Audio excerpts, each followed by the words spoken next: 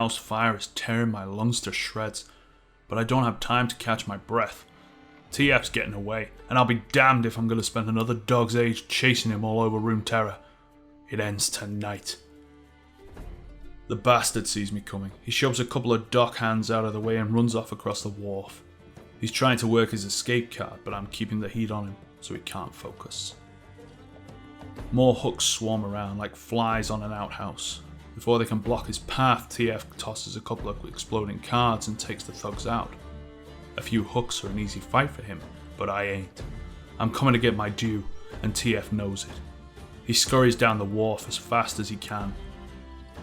His scuffle with the dock boys gives me just enough time to catch up. He sees me and darts behind a huge hunk of whale spine. A blast from my gun shatters his cover, filling the air with shards of bone.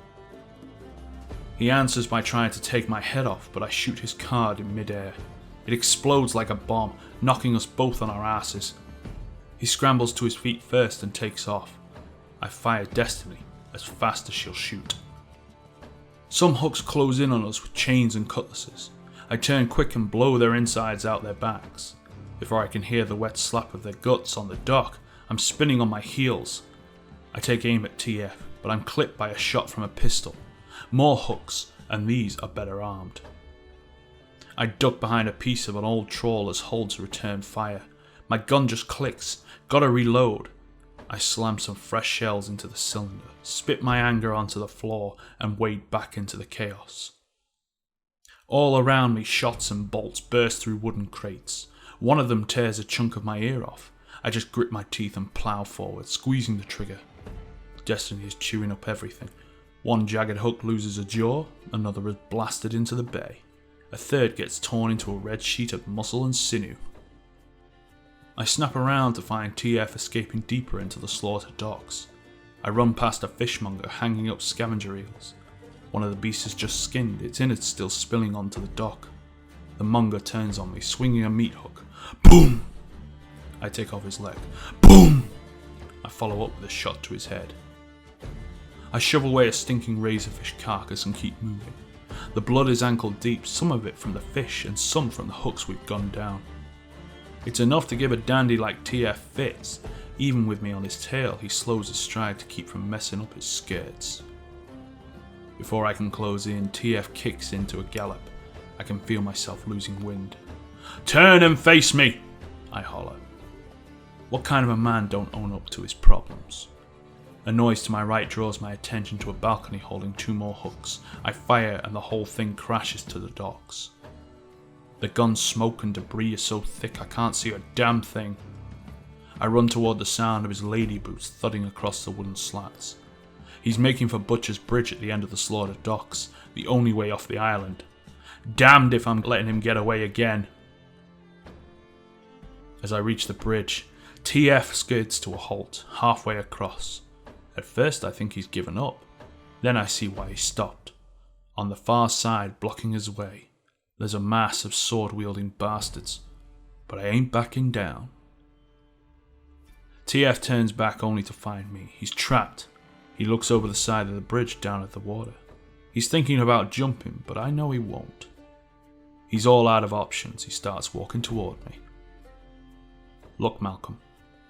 Neither of us needs to die here. As soon as we get out of this, you'll run again. That's all you've ever done. He don't answer. Suddenly he ain't so worried about me. I turn back to see what he's fixed on. Behind me I see every lowlife that can carry a blade or pistol storming onto the docks. Gangplank must have called in all his boys from across the city. To keep going's a death sentence. But living ain't the most important thing to me today. They're in no rush, the hooks. Not anymore. They know they have us trapped. Behind them it looks like every stabbing cutthroat in Bilgewater has shown up to the party. No way back. On the far end of the bridge, blocking my escape into the maze of Bilgewater slums, is what appears to be the whole Red Caps dock gang. They rule the east side of the waterfront. Gangplank owns them. Just like he owns the hooks in nearly the whole damn town. Behind me there's Graves, stomping ever closer. The stubborn son of a bitch doesn't care about the mess we're in. It's amazing, really. Here we are, yet again, like all those years ago, deep in the muck, and he just won't listen. I wish I could tell him what really happened back then, but there's no point. He wouldn't believe me, not for a second. Once something's lodged in that thick skull of his, it takes a while to shake it loose. And we don't have a while. I back up to the side of the bridge. Over the rail, I see the winches and pulleys suspended beneath me. Then the ocean far below. My head spins and my stomach drops into my boots. As I stagger back to the middle of the bridge, I get a full view of how bad a spot I'm in. Looming in the distance is Gangplank's black-sailed ship. From it, a damned armada of boats is closing in below, rowing hard. Looks like all of his men are heading our way. I can't get through the hooks, I can't get through the caps, I can't get through Graves' pig-headedness. Only one way to go. I step up onto the railing of the bridge, we're even higher than I realised. The wind whips at my coat, making it snap like the sails of a ship. I should never have come back to Bilgewater. "Get the hell down from there," says Graves. Is there a hint of desperation in his voice? It'd break him if I died before he got the confession he wants so much. I take a long, deep breath. It really is a long way down. "Tobias," Malcolm says, "step back."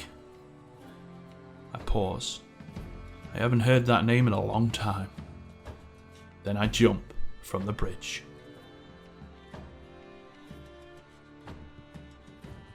The Brazen Hydra was one of the few taverns in Bilgewater that didn't have sawdust on the floor.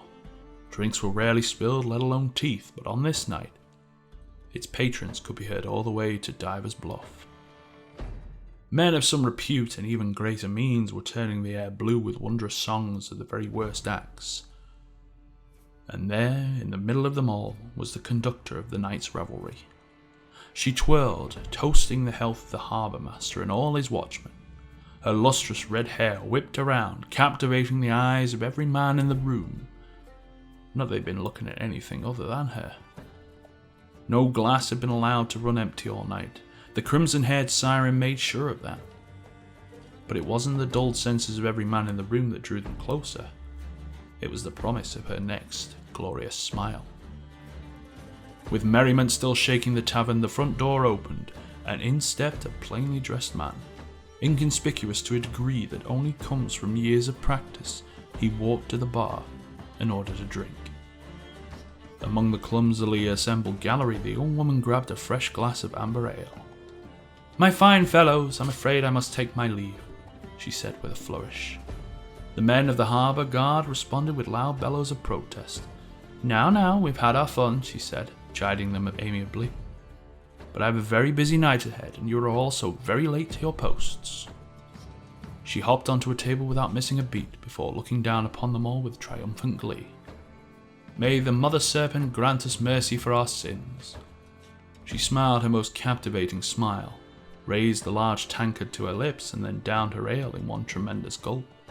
"Especially the big ones," she said as she slammed her glass on the table. She wiped the beer from her mouth to a rapturous roar of approval and blew a kiss to all. Like servants before their queen, the room parted. The door was held open for her by the gracious harbour master. He hoped to garner one last glance of approval, but she was lost to the streets before he could look up from his unsteadily courteous bow. Outside, the moon had dipped behind Freeman's Eyrie, and the night's shadow seemed to reach out to meet the woman. Each step that she took from the tavern became more purposeful and sure-footed. Her carefree veil dissolved, and her true self was revealed. Her smile, her look of wonder and joy were gone. She stared grimly, not seeing the streets and alleys around her, but looking far beyond to the many possibilities of the dark night ahead. Behind her, the plainly dressed man from the tavern was gaining. His footsteps were silent yet unnervingly swift. In a measured heartbeat, he put his stride in perfect unison with hers, just off her shoulder and out of periphery. "Is everything in place, Raffen?" she asked. After all these years, he was taken aback to how he could never surprise her. "Yes, Captain," he said. "You weren't spotted?" "No." He bristled, reining in his displeasure at the question. The bay was free from the harbour master's eyes and the ship was as good as empty. And the boy? He played his part. Good. We meet at the Siren.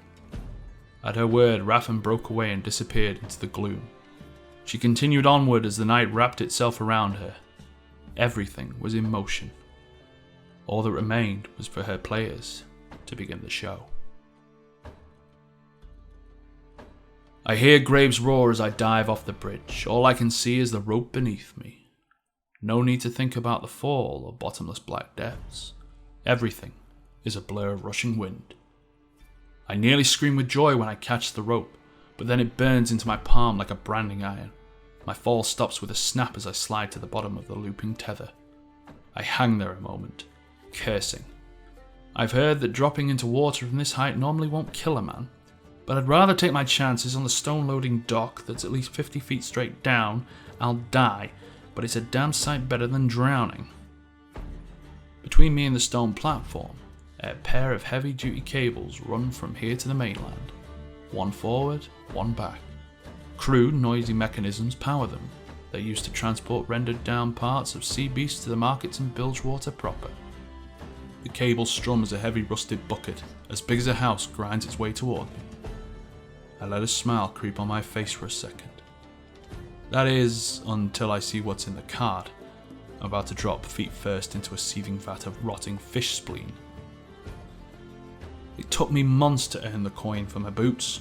Supple as gossamer and sturdy as tempered steel, they were crafted from the hide of an abyssal sea drake. There are fewer than 4 pairs in the whole world. Damn it. I time my jump just right and land in the middle of the chum bucket. The cold slop seeps through every hand stitch of my prized boots. At least my heart's clean. Suddenly I hear that damned gun bark again. The mooring line explodes. The cart groans as it slides free from the cables. The wind's knocked out of me as the bucket slams into the stone platform. I feel the foundations of the dock shake before everything flips on its side.